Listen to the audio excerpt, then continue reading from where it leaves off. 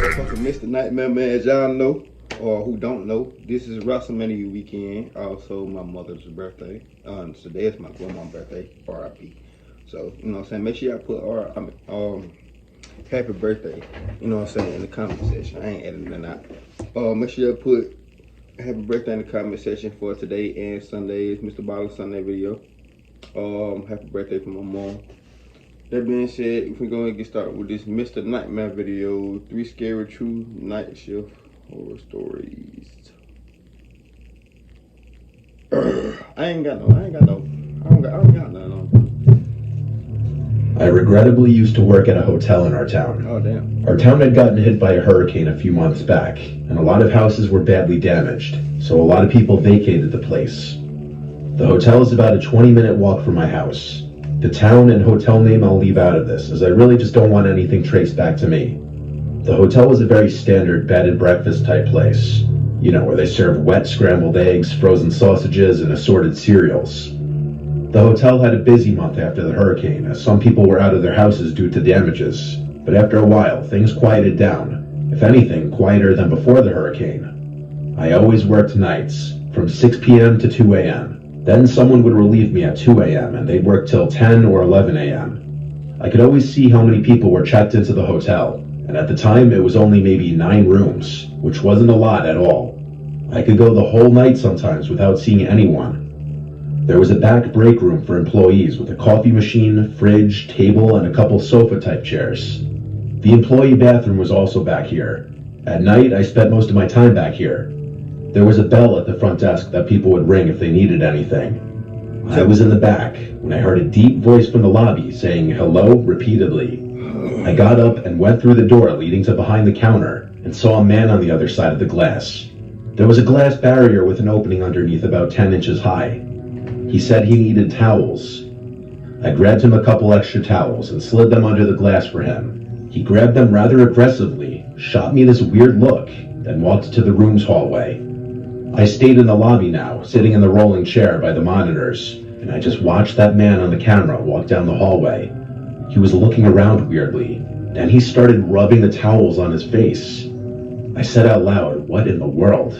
Then he got in the elevator. Weird. So I went back to the break room. It was maybe 10 minutes later when I heard a voice again from the lobby. That motherfucker weird. It was the same voice. I walked back out, and that man was standing on the other side again. He said very loudly, "My key card is broken." I asked what his room number was. He said it was something random, like 2C, something with a letter in it. Our hotel room strictly had numbers, no letters, so I knew this man was lying. I told him, "Sir, our rooms don't have letters. Are you sure you're staying here?"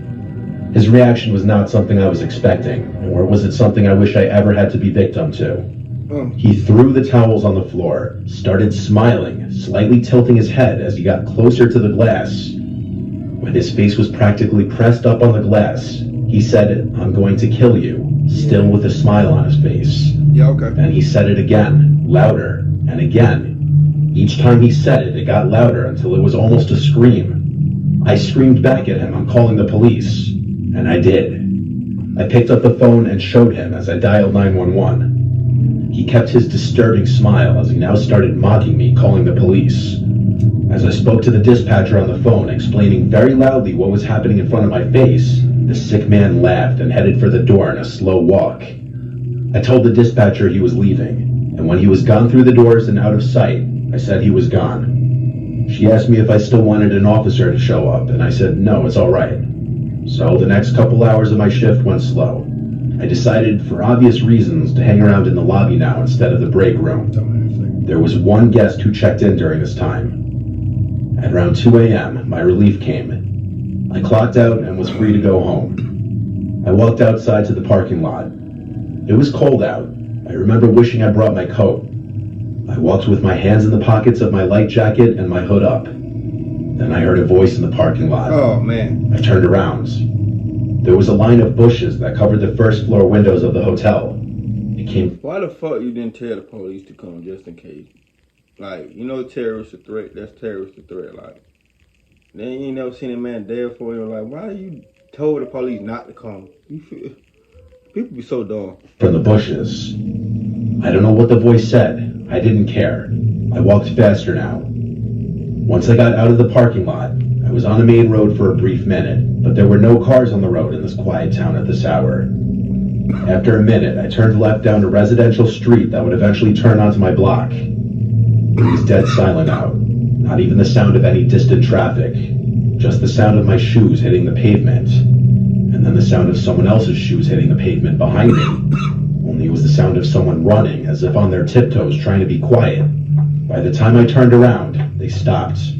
There was a car right behind me, and I almost knew that there was someone hiding behind it. I heard laughing, and then a familiar voice saying quietly, "I'm going to kill you, bitch." Without even seeing him, I knew it was that man. I looked around, planning out my next move. I couldn't outrun a man, let alone wearing my work shoes. I looked at the nearest house. It had an upstairs light on. Someone was awake. I would go run and ring the doorbell for help. I looked back at the car, and I saw him. That man, peeking his eyes out from behind the car as he inched around it to the front. Call the police. When he got to the hood, the rest of his face and upper body were exposed, and I could see his disgusting, crazy That's why I tell y'all females to have some motherfucking protection. smile again. I ran for the house, screaming, "Help me." I made it to the front door and rang the bell at least 3 times, and that's when the man grabbed me and started choking me, whispering in my ear, "Die, bitch." In that moment, I thought my life was flashing before my eyes. And then an angel in the form of a man opened the front door to the house and screamed "hey" at the man choking me. The man's grip was released from my neck and I fell to the floor. I never turned to watch the man run away. But the man from the house helped me up and brought me inside. He gave me water and called the police for me, and I explained the whole story to the police. They collected the CCTV footage of the man from the hotel and put feelers out to track him. I was called into the police station when they did a lineup of people who looked similar to the man on the CCTV footage, and I was asked to point out which man I thought was him. I looked at all 5 of them for like 5 minutes, and I ultimately said it wasn't any of them. I don't know if the pressure and nerves got to me, but in the moment, I truly didn't recognize him to be in that lineup. I hope to this day I didn't make a mistake and let that man roam free. You did. This one right here. Mark. You know what I gotta start doing? I work in the pro department Sometimes I never don't look at the name. I gotta start looking at the name. of a home improvement company. I work the closing shift with another cashier, who I'll call Nicole. Mark. Nicole's a really kind but quite timid cashier. She's also very pretty, so she has a lot of contractors hit on her. It's usually not that worrisome, though. A few compliments, maybe a dinner invite, which she'd politely decline. Damn. I would probably ask her out as well, if it wasn't for one detail. Nicole does have a girlfriend, so being hit on by guys on a daily basis makes her rather uncomfortable.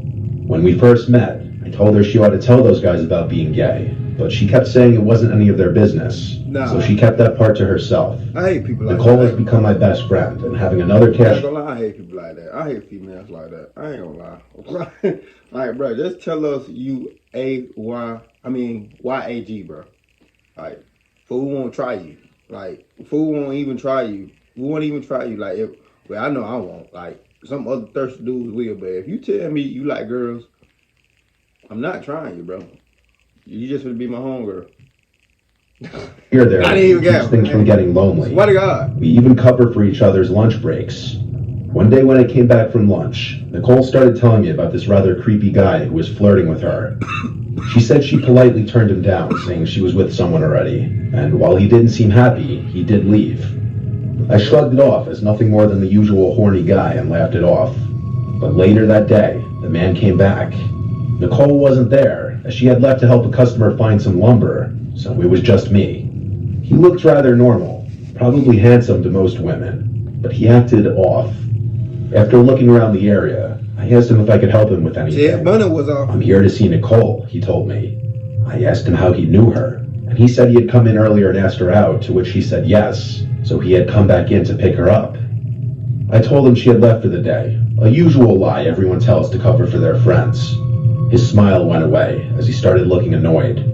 He said he wanted to speak to Nicole and ask her out again, which contradicted what he had just told me about accepting his previous invite. Yeah. I told him he could not do that, which caused him to cross his arms and ask me why not. I'm not the best liar when it comes to making up excuses on the spot, However, I told that nigga, bro, if you don't get on, I ain't gonna lie to you, man. Get on, bro.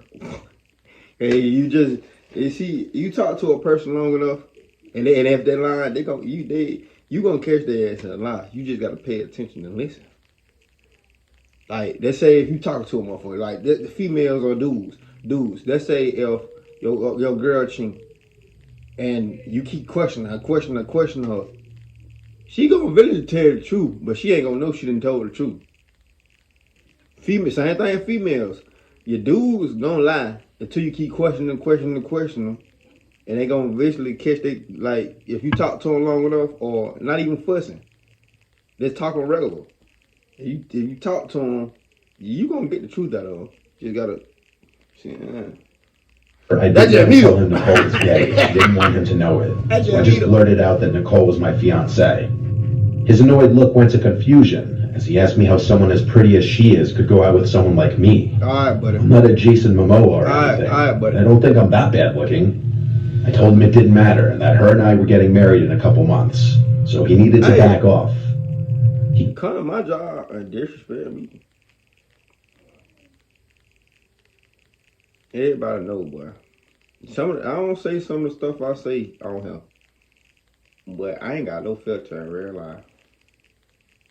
I don't. Gave me a death look, but didn't say anything. After an awkward silence, he left. After Nicole had gotten back, I told her what went down. She asked me to describe him, and after I told her what he looked like, she said that was the same guy who came in before. She was a bit creeped out by what went down, but she found the fiancé excuse rather funny. She even stated she'd rather be engaged to me than go out with him, which I'm guessing was a compliment. A couple of weeks went by, and we had all but forgotten about the man at this point. But one night, after it had gotten dark, Nicole and I were getting the trash together so we could close down the registers and go home. She wants you, Mark. Just then, we hear a bang at the door, causing both of us to nearly jump out of our skins. It was the guy again. He had a wild look in his eyes as he kept his face pressed against the glass. We're closed, I tell him. But he insists he needs to come in. Nicole yells again to tell him she's not interested, and for him to go away and leave her alone. But he yells that he's not here for her. He's here for me. He then says that if he can, quote-unquote, take out her husband, then she'd be all his. Based on that, he wanted to kill me. Oh! I tell Nicole to run to the manager's office and call the police. Hey, gang, I'm thinking about something else. I don't know why, no Diddy. I thought, man, y'all know, man, fuck. Shut up. And I'll stay here and watch him. I won't lie, though. I was pretty afraid to be in that tiny little area if the guy's able to get in. That nigga, boy, he wasn't the biggest guy, but he could have had a weapon on him. He came through that door and had a weapon on him. That nigga would have been unalived in Lowe's. He would have been unalived in Rose. They already got shovels and shit down there for him. All you would have had to do was just bury that motherfucker. Plus, the store doesn't allow us to have self-defense items on us, so I was on my own here. The guy then started all the goddamn shovels and the goddamn auto tools and shit, that's enough. You better use something. Now, if you got a gun, GG's. GG's, bro. In the sliding doors like it was crazy. The doors were rattling, and I could have sworn we're going to come off its base. Just then, Nicole comes running back around the corner with a 2x4 in her hand, yelling that the cops are on their way. Thanks. Finally, the man decided to leave. Fuck out the spot, little The closing manager met the officers when they came, and he took them to review the cameras. Thankfully, the man was caught and arrested, but Nicole nor I felt safe working there any longer. We're still friends and even attend the same college together, but we do have separate jobs now while we pay our way through classes. I'm glad she was there to help me with the rogue man, as I hate to imagine what he might have done to me, or worse, what he might have done to her. She says she's glad I was there for her as well, as having a guy around tends to make men like him less confident in what they might try.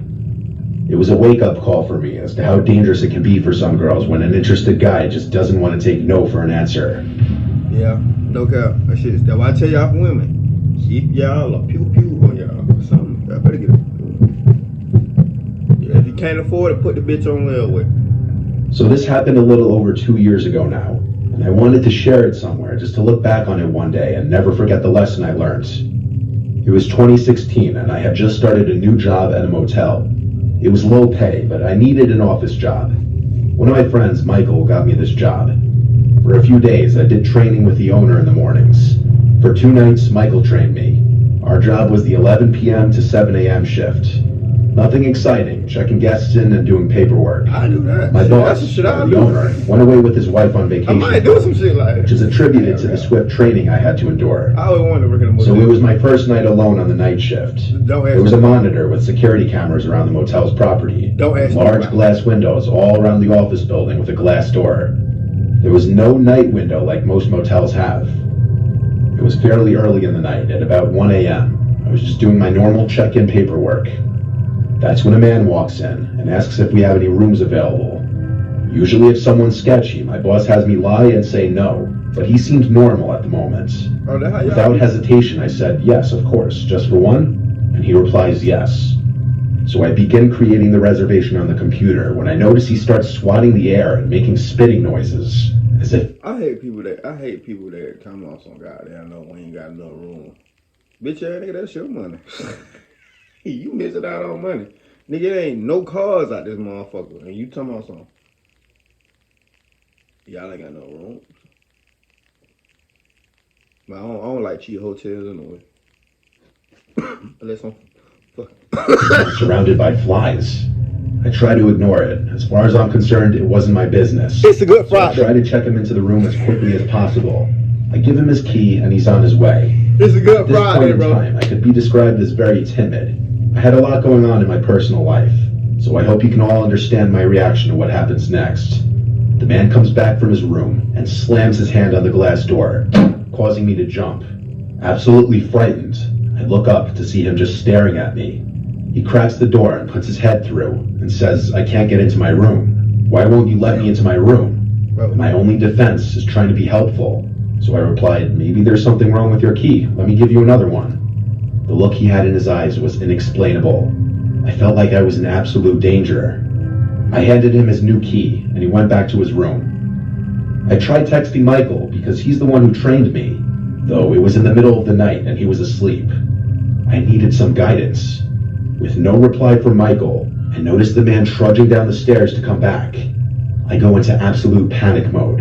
I run into the back office and lock the door, and I pull out my pocket knife. It's important to keep protection when working at night. I hear the man in the office yelling, hello, why won't you let me into my room? Do you not like me? Me being an absolute idiot and not standing my ground and just calling the police when I'm feeling scared, I decided to take the situation on alone. I reply, I'm just on the phone, I'll be right out. I then start calling Michael over and over for help. No. Hey, this story is going fucking wonderful. Wait, is this a female or hold on? I don't know if this a female or a dude. Wait, I gotta go back to the. Let me see. Years ago. Wow. All right, gentlemen. What would you rate her on a scale of 1 to 10? Wow. Bro. Fake ass I caller. wanted to share it somewhere just to look back. Gus T. So this happened a little over 2 years ago now, and I wanted to share it somewhere just to look back. So I try to check him into the room as quickly as possible. I give him being surrounded by flies, of course, just for one, and he replies yes. Alright, bro. So I begin creating the reservation on the computer when I notice he starts swatting the air and making spitting noises. This story going as if good he's being though. surrounded by flies. You got I protection. try to ignore it. As far as I'm concerned, it wasn't my business. You handling it So by I try yourself? to check him into the room as quickly as possible. I give him his key and he's on his way. At this point in time, I could be described as Alright, bro. dumb. Alright. Absolutely frightened. I look up to see him just staring. Something wrong with your key. Let me give you another one. The look he had. Try texting Michael because he's the one who trained me, though it was in the middle of the night and he was asleep. I needed some guidance. With no reply from Michael, I noticed the man trudging down the stairs to come back. I go into absolute panic mode. I run into the back office and lock the door, and I pull out my pocket knife. It's important to keep protection when working at night. I hear the man in the office yelling, hello, why won't you let me into my room? Do you not like me? Me being an absolute idiot and not standing my ground and just calling the police when I'm feeling scared, I decided to take the situation on alone. I reply, I'm just on the phone, I'll be right out. I then start calling Michael over and over for help. No answer. I decided to take a few breaths and then step out of the office. The man was not there. He was in the bathroom. I start hearing him talking to himself, angrily saying, "Kill her, kill her." My heart sank. Still being an idiot and not calling the police, he comes out and I say, "Your key was broken, I'm sorry. Let me escort you to your room." He agrees, thankfully. I was wearing a long-sleeved sweater, so with my arms down, I was able to hide my knife in my hand while holding it. I begin to walk outside, and he seemed insistent to walk behind me. We begin making our way to the staircase and up towards his room. I was sweating from how nervous I was. Fuck that.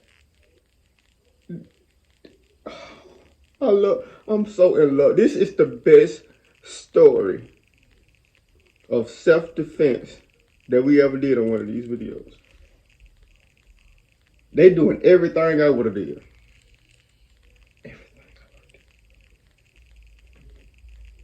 Continuously looking behind me to make sure he wasn't going to make a move. He stops at a room, and I stop at his room a few doors down. I smile and say, "Oh, that's the wrong room. This is your room," as it clearly said on the door. This whole time he was going to someone else's room and trying to open the door. After letting him into his room, I quickly ran back to the office and locked the door, and I found out there was a lone woman staying in the other room he was trying to get into. The next guest I checked in was a police officer from a few towns over. I felt bad for confiding in him about the guy, but he seemed willing to keep an eye and ear out. The next night, the man came back, but I had the doors locked and told him we're all booked up. I explained to my boss what happened when he got back from vacation. However, he didn't take it very seriously. I continued to work there on the night shift for the next year, where many other strange encounters have happened, but this was one of the worst. Well, at least nothing that happened. But boy, did you pass all the goddamn... We're going to call it Sosa surviving tactics. You did everything right. You did everything. You didn't call the police. Even though you should have.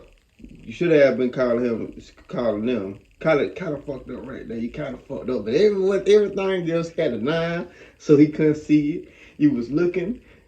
For he just want to attack you. If he wanted to attack you, you was looking and then looking for your surroundings. For he to just want to attack you out the blue, you passed everything. So this last story was the best story on this story. I ain't gonna count the last 4, Mr. Ballin and Chilling Scares and Respite Diaries and everybody else I react to. They was smart right here. I ain't gonna lie to you. Definitely smart. That being said, give me your thumbs up, like, and subscribe. See y'all motherfuckers on this video. Happy Friday, let's ride, man. See you when I see you.